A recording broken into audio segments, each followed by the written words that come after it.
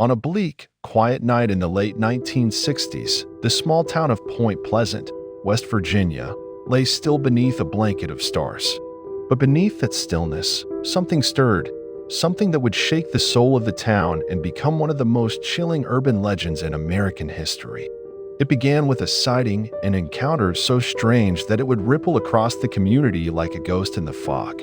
A strange figure, tall and winged, appeared on the edge of the abandoned TNT area, an old World War II munitions site just outside of town. The creature didn't look fully human, nor fully animal. Its eyes glowed a fiery red in the dark, and its wings stretched wide like those of a giant moth. And so, it would come to be known as the Mothman.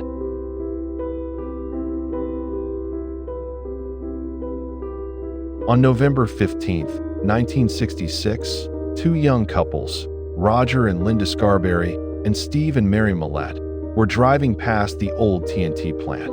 The road was lonely, and the night was still until they saw it. A large, gray figure stood by the roadside. It was nearly 7 feet tall, with massive wings folded behind its back. When their headlights hit the figure, it turned, revealing glowing red eyes. In a panic, they sped off, but the creature took to the sky and chased their car, keeping pace at 100 miles per hour. No animal could fly like that. They reported the incident to the local police, who thought it was just a prank, until more sightings poured in. Night after night, people reported seeing the Mothman on rooftops, in the forest, near their homes.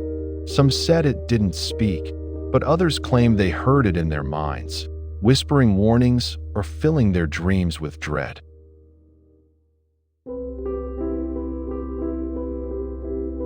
As more people saw the creature, fear gripped Point Pleasant. The Mothman wasn't just a monster, it was an omen. Some theorized it was a mutated animal from the toxic remnants of the TNT site. Others believed it was a supernatural being or even an alien sent from another world to observe humans. Paranormal investigators took notice.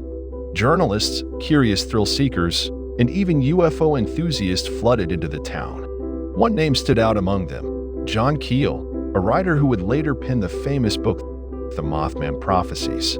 Keel collected terrifying accounts, strange phone calls, sightings of men in black, reports of visitors from another realm.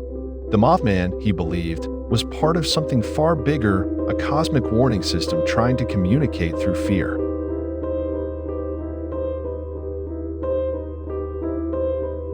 Then, on December 15, 1967, tragedy struck. The Silver Bridge, which connected Point Pleasant to Ohio, was packed with holiday shoppers heading home. Without warning, the bridge collapsed into the icy Ohio River, pulling 46 people to their deaths. The town was devastated. But what frightened people more was the connection. Many had reported seeing the Mothman near the bridge days, even hours before it fell.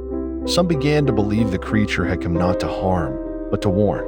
And just like that, the sightings stopped. The Mothman vanished from Point Pleasant as mysteriously as it had arrived.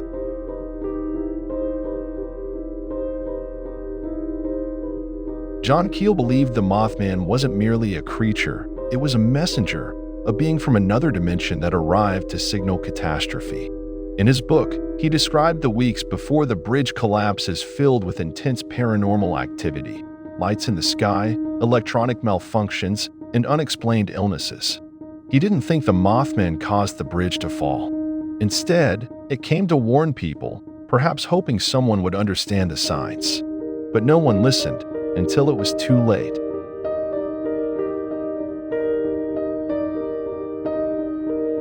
Today, Point Pleasant embraces the legend.